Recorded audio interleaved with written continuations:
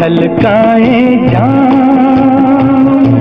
आइए। तेरे से कहो कहते रहो अच्छा का तोहफा तेरा बना है जीवन मेरा दिल के सहारे। आज मौसम बड़ा बॉलीवुड की दुनिया जहां चमक दमक और ग्लैमर की कहानियां हर किसी को लुभाती हैं, लेकिन उन पर्दों के पीछे छिपी कुछ सच्चाइयां ऐसी होती हैं जो किसी फिल्मी कहानी से कम नहीं होती।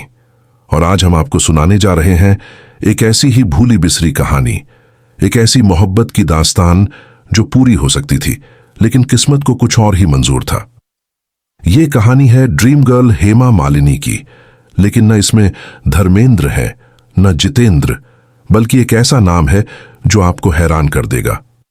जब हेमा मालिनी हिंदी सिनेमा की नई नई चमकती हुई सितारा बनी थी, उनकी मां जया चक्रवर्ती हमेशा उनकी जिंदगी के हर फैसले में अहम भूमिका निभाती थी।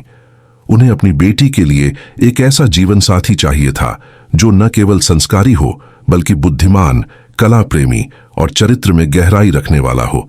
और उस वक्त उनकी नजर गई एक ऐसे अभिनेता पर जो न सिर्फ शानदार कलाकार था, बल्कि एक प्रतिष्ठित नाटककार, बुद्धिजीवी और बेहद सुलझा हुआ इंसान था। उस कलाकार का नाम था गिरीश कर्नाड।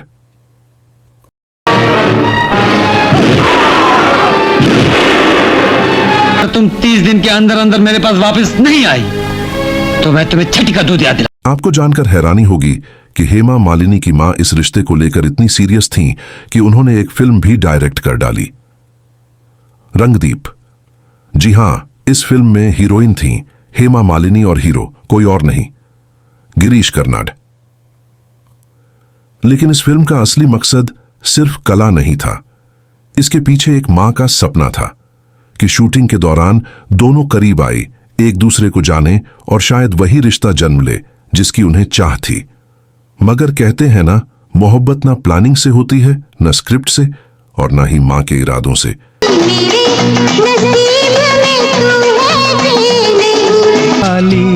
बहारें फिर भी आती है।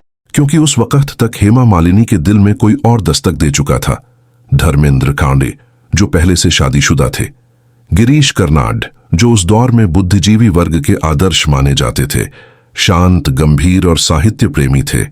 मगर वो बॉलीवुड के ग्लैमर और रोमांस की चकाचौंध से थोड़े दूर रहते थे।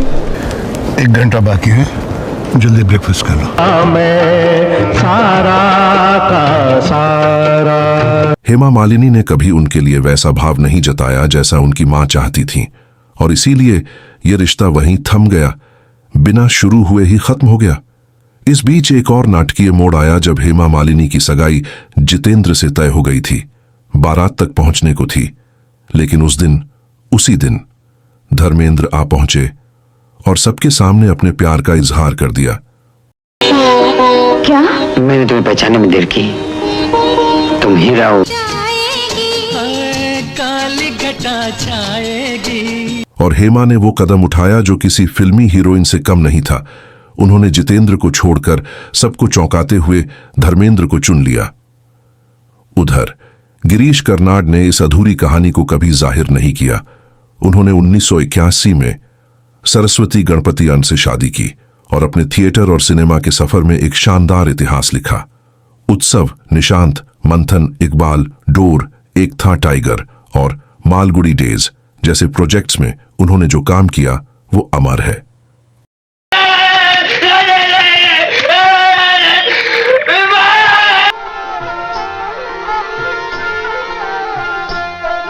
जानता।